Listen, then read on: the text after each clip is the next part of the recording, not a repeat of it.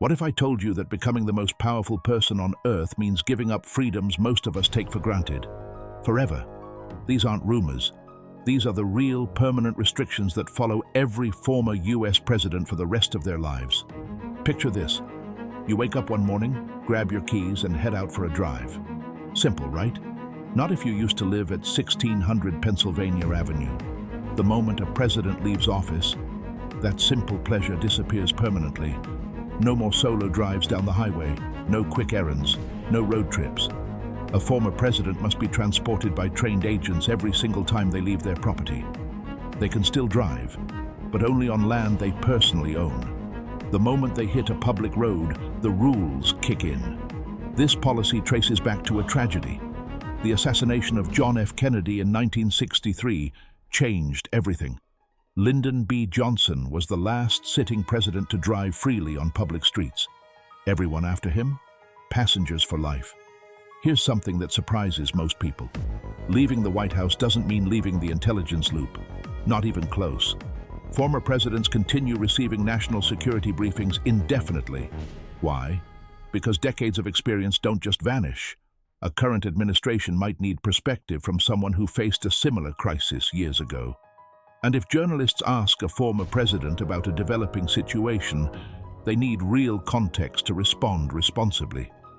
This actually became a national headline in 2018, when questions arose about whether a former president's access could simply be cut off, sparking a broader public conversation about just how deeply connected ex-presidents remain to the country's security apparatus long after their term ends. Here's something that sounds like an honor, until you realize there's a catch. Every president is legally required to have a library built in their name. That's thanks to a law passed in 1955.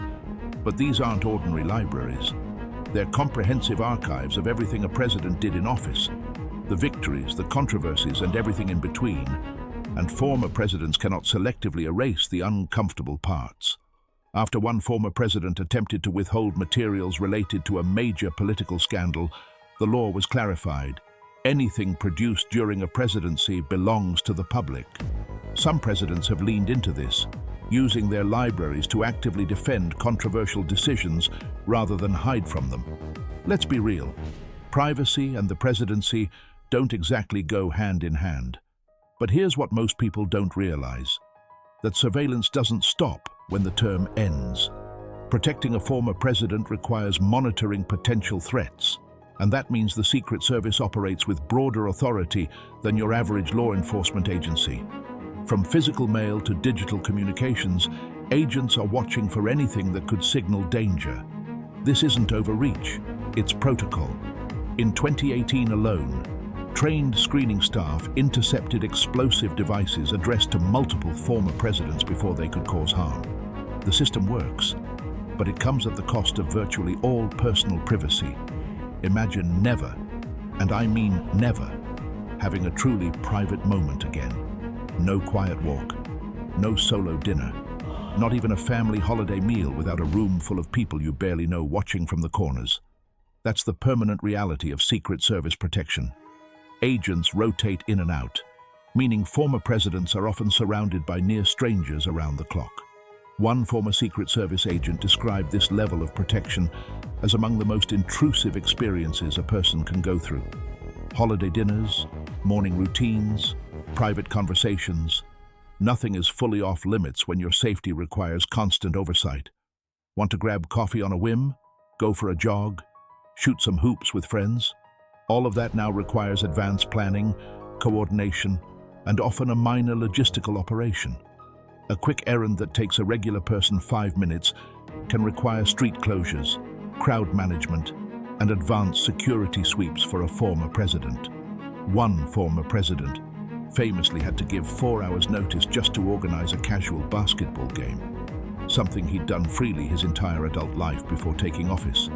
But here's the twist almost nobody knows about. There is a way out of all of this. Any former president can legally waive their Secret Service protection entirely. It's voluntary, always has been. One former president did exactly this later in his life, reportedly to spare the government the expense. Another public figure connected to a president declined protection, citing personal privacy. The Secret Service strongly discourages it, but the choice exists. So if a former president ever decides the restrictions aren't worth it, they can walk away. The question is, would you?